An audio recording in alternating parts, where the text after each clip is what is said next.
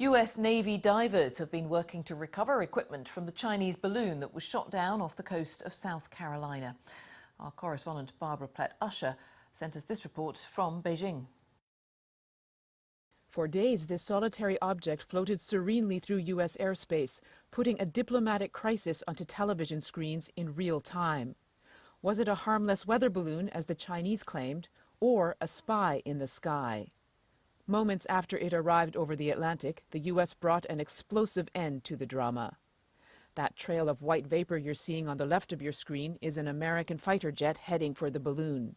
The second vapor trail is from a heat-seeking missile fired from the jet, easily finding its target.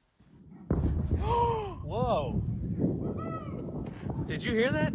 Shortly after impact, the sound of the explosion was heard by people watching on the ground. Then what was left of the balloon came down in the sea off the coast of South Carolina. Suddenly we saw something take off from the jet and knew it was a missile, and you could see the explosion. Gosh, it was almost like a moving cloud coming down. It's scary. I mean, it's a different way of spying on us, let's put it that way. The U.S. Navy is now recovering debris spread over 7 miles in relatively shallow water.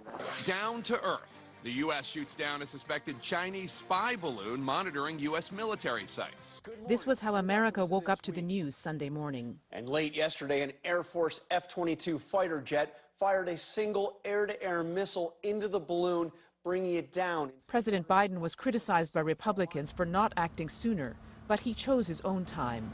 I ordered the Pentagon to shoot it down on Wednesday as soon as possible.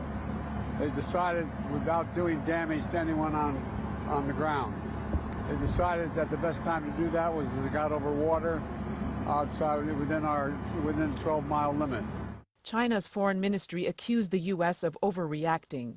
The statement said China expresses strong dissatisfaction and protests against the use of force by the United States, and that it would reserve the right to make further necessary responses.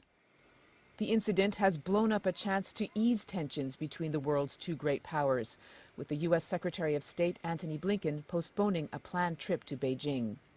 Here in Beijing, China's foreign ministry had been expecting to welcome Antony Blinken today to talk about stabilizing the relationship in carefully planned, carefully choreographed meetings. Instead, suddenly, relations have taken a sharp turn for the worse. The visit could still very well take place later in the year, but just getting here is now part of the problem. Barbara Platt-Usher, BBC News, Beijing.